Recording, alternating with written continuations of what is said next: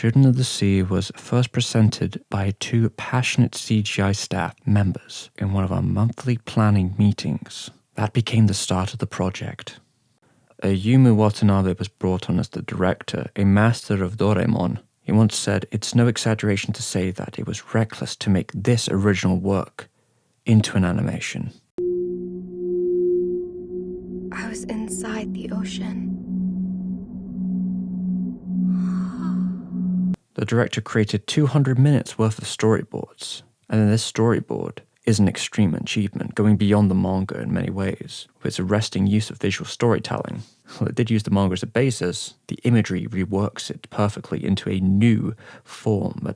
So for example, this shot here, which is, while standard fare for some of 4C's earlier years, really does take the classic 4C formula and run with it.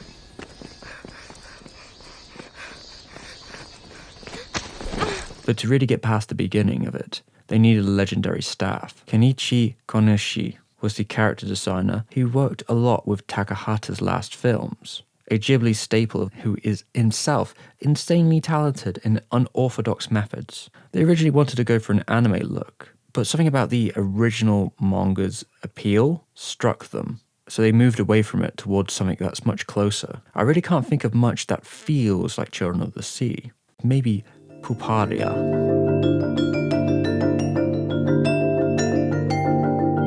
As the director once said about Konishi, "I'd like to squeeze his drawing abilities to the last drop." And to get the most out of that art design too, Shinji Kimura was brought back. He's here to design this whole world. A strong rivalry began between the many top players of the production. Another returning talent, Miyuki Ito, would work with Kimura to get that specific color palette for the movie. One where they wanted to stand out from the norm or trying to capture an essence of summer. Then on top of that, you have Joe Hisashi making a rare retreat from Ghibli to another place in the world of animation. I kept sending him offers for 3 years. We sent him the storyboards as work on them progressed, and he came to be convinced this was going to become something special. The minimalist style of music and the tiny trickling sounds is miles away from his Ghibli accompaniment, but it is a perfect combination for this animation style.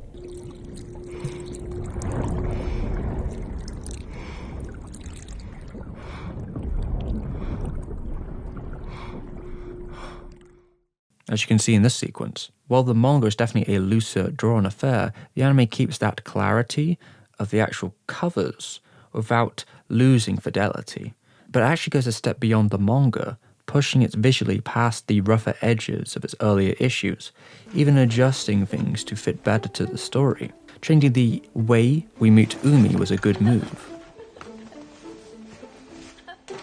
It certainly masters every little small detail in the anime, especially when it comes to something like the eating sequences. It almost recalls a sort of bombast of earlier era 4C, but in a different style, because Spriggan was all about the action, but the context of Kids is about unveiling the secrets of the universe. World-shattering events bring it somewhere else, inconceivable really, which puts you in the position of the child. The scale of everything, especially the sea, gives such power to the deepest ocean. And its creatures, most notably the whales, their majesty takes centerfold. We try to be creative in the scene where Ruka enters the aquarium, going through the dark tunnel. I wanted it to be like an entrance into a mystical world. A lot of the 3D work here was done on Maya, but it sort of mixes 3D and 2D. It's a difficult process, said the director.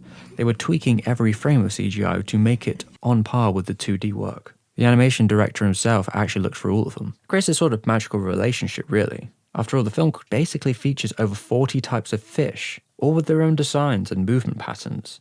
They tried to make sure everything would coordinate. The company's really evolved to the point where they can use post-processing and other effects to help obscure the rougher edges so you don't see them. Sometimes it's hard to tell what is 2D and 3D, which I believe is the biggest accomplishment. And maybe that's because of just how dense the scenes are. Without Berserk stumbling, we may never have gotten to these heights. God, I'm sure. I feel sorry for these 3D people because this would have been a compositing nightmare. Back to the story, it really is a piece of contrast between the smallest human stories of a young girl who is isolated from her peers, who bites back who then finds herself with these other boys and who understand her on a deep level, who may or may not be of this world, and that feeling is definitely conveyed in the image and audio.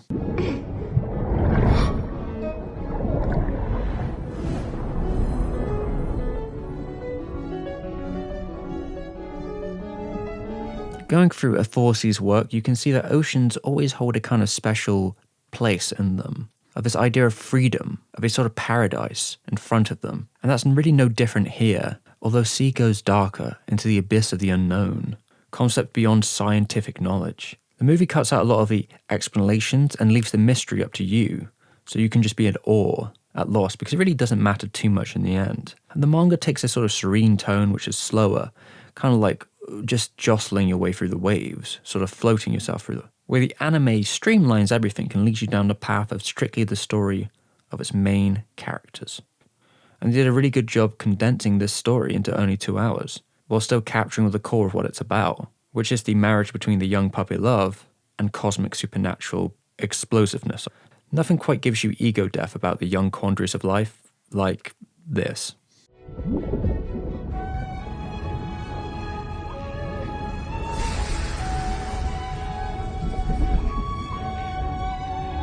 There were some serious Stanley Kubrick 2001 vibes in the climax. Was that intentional?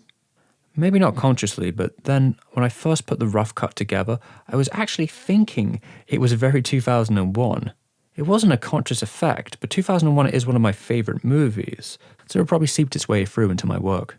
This movie took more time than usual, especially with its CGI work. The budget was actually 4 times what you'd see for a 4C production, and it had a 5-year production height, which probably didn't help. It would be nice to praise the work wholesale, but there's a cost to this kind of stuff, and that's what we need to talk about now. Let's start this off with someone called Mr. A. He used to work at 4C. He was a company employee. He was on a salary. He was there during the production of Children of the Sea, and he got into a bit of a skirmish with the studio, let's say. He actually had to get a union involved, the Black Company Trade Union, because they were refusing to pay him. He had worked what he alleged to be 100 hours of overtime a month. And he'd also stated that the company had made it incredibly hard for them to track their overtime and track their hours to make it more difficult to claim. They said that his contract was a fixed hour contract, thus he would not be paid overtime. Now, Mr. A also alleges that many people at the studio who are also salary workers were working maybe 200 hours of overtime per month. Now, let's allege here, all right, so let's break it down, right? Mr. A says he's working 8 hours a day. We can assume he's working 6 or 7 days a week, depending on what time it was in the production. He has an hour break. That's 9 hours a day that he's at work. 9 hours times 6 or 7. You do the math there. That's a lot of hours a week. And now put on top of that the extra 100 hours. Now, how much does he get paid as a salary worker at his fixed rate? Well, I think it's around $22,000. Give or take. It's not really a great rate when you consider the amount of extra work that's going into it. Now, Mr. A had said that he'd never heard about this idea of a fixed contract. It was never brought up to him in the past. Also, it's worth mentioning that as a salary worker within the studio, he has more power than most people. Most people who work at animation, they're freelance. They don't even have a contract or things that come with that, like the benefits that come with working at a salary job. They got nothing, effectively. So these kind of defenses against those people probably wouldn't even work. So when the union gets involved, right, things start to change. Now, this wasn't anything fancy. The union actually had to crowdfund the legal department fees to actually get up the case against 4C. But as soon as they came at 4C with a lawyer, suddenly things started changing. 4C miraculously was able to pay Mr. A quite large sum of money out of nowhere, which they also originally alleged that they don't need to pay him. And that money they didn't owe him suddenly ended up in his bank account. And that money was $26,800, basically almost beyond a year's worth of salary for the man. That was just stolen from him.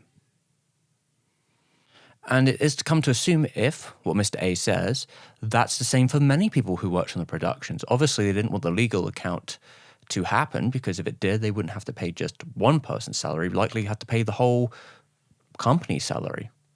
And that's pricey. This is all just pretty messed up, quite frankly. So with the long production time, the extreme art style, and the infamous amount of overtime people were working, it's kind of mires the whole idea of the production, because while Children of the Sea is a beautiful thing, it's also kind of an ugly thing under the skin. A lot of the staff were very young and probably didn't have a lot of control in this factor. And it does make me wonder about how much I should say in favor of it, because in the other day, I suppose the ugly factor of a lot of this is that I don't imagine 4C are much better than most of the studios in Japan. These artists aren't even going to get royalties on it. It's not even like they're suffering and possibly damage to their wrist that would have likely happened during that time is going to see them any like pennies in the future. That's not happening. But it does make you feel as someone like on the crossroads that you don't really have much power regardless. Because if you buy it, then, well, it's not like any of that's going to the animator anyway. And I suppose it's not like 4C's going to change its methods if you don't. Maybe the nicest part of the story is that, like, it looks like having a union really did work for those who actually are a salary worker, which, again, in the industry, isn't very many people. And the sad factor of a lot of it is I don't even think this will be remembered over, like, the actual piece. This will just become a byline in the end of it. You know, when anime boomers talk about this, they're not going to be talking about like, oh, you hear about all the abuse and unpaid wages that happen? No, it'll be like, well, you know how it used to be. They don't make anime like they used to. I mean, you ever see Children of the Sea? Truly, 2019 was a golden age for animation, and they don't like making them any like that anymore. And it's like, well, to be fair, they never really did make them like Children of the Sea. It's kind of its own breed. And maybe there's a good reason they didn't make them like Children of the Sea. It does feel, in a way, like 4C went too big, too fast, and they're suffering the consequences for it.